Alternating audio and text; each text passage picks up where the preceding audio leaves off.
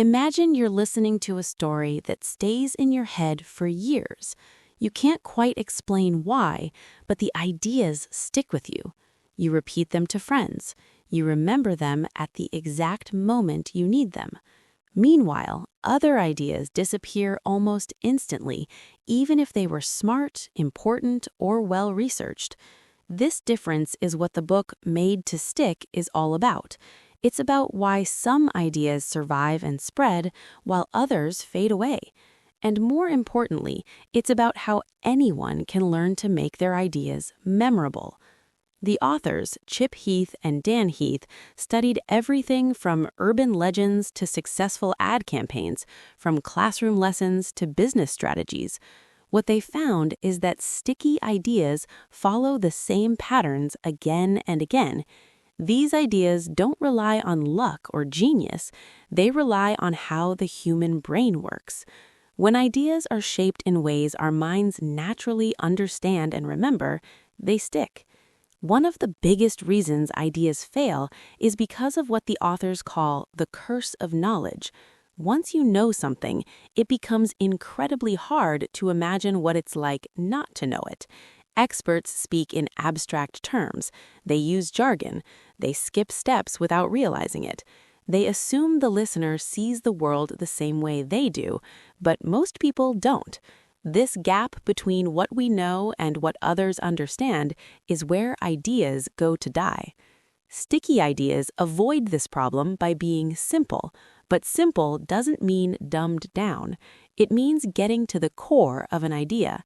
It means stripping away everything that isn't essential and focusing on the single most important point. If you had to explain your idea in one sentence, what would it be? Sticky ideas always have a clear center. They don't try to say 10 things at once. They say one thing really well. The book gives a powerful example of this with military planning. Commanders don't issue long, detailed instructions that try to cover every possible scenario. Instead, they use what's called a commander's intent. It's a simple statement of the mission's goal, so even if plans fall apart, everyone knows what they're trying to achieve. That clarity allows people to adapt without confusion. Sticky ideas work the same way. When people understand the core message, they can act on it, even in unexpected situations. Another reason ideas stick is because they're unexpected. The human brain is wired to notice surprises. When something breaks a pattern, we pay attention. Sticky ideas don't just repeat what people already believe. They challenge assumptions. They create curiosity gaps that make the listener want to know more. But surprise alone isn't enough.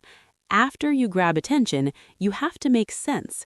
You can't just shock people and leave them confused. Sticky ideas surprise people and then help them understand why the surprise matters. Urban legends are a perfect example of this.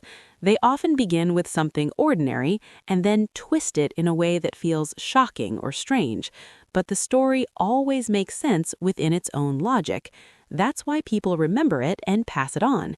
In contrast, random or confusing information doesn't stick because the brain doesn't know where to place it. Another key ingredient of sticky ideas is concreteness. The brain struggles with abstract concepts, but it remembers concrete images easily.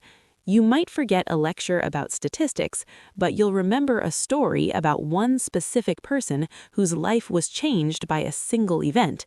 Concrete ideas create mental pictures. They give the brain something to hold on to. The book explains this using the difference between saying, "Our product improves efficiency," and saying, "Our product saves you 1 hour every day." The first statement is vague. The second creates a clear image. You can picture yourself leaving work early. You can feel the benefit. That mental picture makes the idea stick.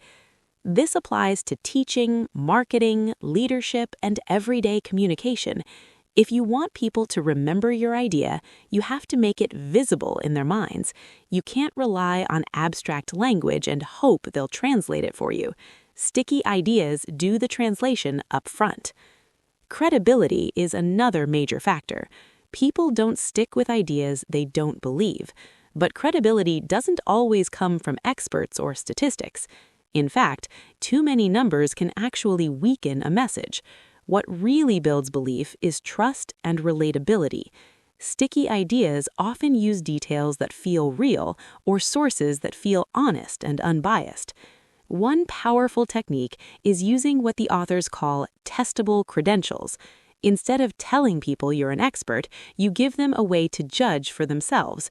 For example, a chef doesn't need to say they're world-class, the food does the talking. A financial advisor might not impress with charts, but with a simple explanation that helps you make a better decision immediately. Stories of real people also boost credibility. When we hear about someone like us facing a problem and solving it, we believe it more than when we hear abstract claims. The brain trusts experiences more than arguments. Emotion is another reason ideas stick. People don't remember what you say as much as they remember how you make them feel. If an idea doesn't make someone care, it won't last. Sticky ideas connect to emotions like fear, hope, anger, pride, or empathy. They answer the unspoken question everyone has: why does this matter to me? This doesn't mean manipulating emotions or being dramatic. It means showing the human impact of an idea. Instead of talking about climate change in terms of data, you show how it affects a family, a town, or a future child. Instead of talking about workplace policies, you show how they affect someone's daily life. When people feel something, they remember it. Stories are the final and most powerful tool for making ideas stick. Stories combine all the other elements into one package. They're simple, unexpected, concrete, credible, emotional, and memorable. Humans have used stories to pass knowledge for thousands of years because they work. A good story doesn't just entertain, it teaches. It allows the listener to mentally practice responding to a situation. When you hear a story about someone solving a problem, your brain imagines what it would be like to do the same. That mental rehearsal makes the lesson stick. The book shares many examples of how stories drive action. A safety story about one employee avoiding an accident can change behavior more effectively than a list of rules. A story about a customer experience can reshape company culture more than a mission statement. Stories make ideas actionable. What's important to understand is that sticky ideas aren't about being flashy or clever. They're about respect for the audience. They assume that people are busy, distracted, and overloaded with information. Sticky ideas meet people where they are. They communicate clearly, emotionally, and memorably. The authors emphasize that anyone can learn to do this. You don't need to be a natural storyteller or a marketing genius. You just need to be intentional about how you shape your ideas. When you focus on clarity instead of complexity, when you use concrete language instead of abstract terms, and when you connect ideas to real human experiences, your message becomes stronger. One of the most encouraging messages in Made to Stick is that good ideas don't have to be complicated. In fact, complexity often hides weak thinking. The best ideas are clear enough to explain simply, but deep enough to matter. When you can explain an idea in a way that someone remembers days or weeks later, that's when it has real power. This applies not just to business or marketing, but to parenting, teaching, leadership, and everyday conversations. Whether you're trying to inspire a team, explain a concept, or share a belief, the way you communicate determines whether your idea survives. In the end, Made to Stick isn't about tricks or formulas. It's about understanding how people think and remember. When you align your ideas with how the brain naturally works, you stop fighting for attention and start earning it. Your ideas become easier to understand, easier to remember, and easier to share. So the next time you wonder why some messages spread effortlessly while others fall flat, remember that stickiness is a skill. It can be learned, and once you learn it, your ideas don't just reach people, they stay with them. If you found this breakdown helpful, take a moment to think about the ideas you share most often. How could you make them clearer, more concrete, and more human? Thanks for watching, and I'll see you in the next video.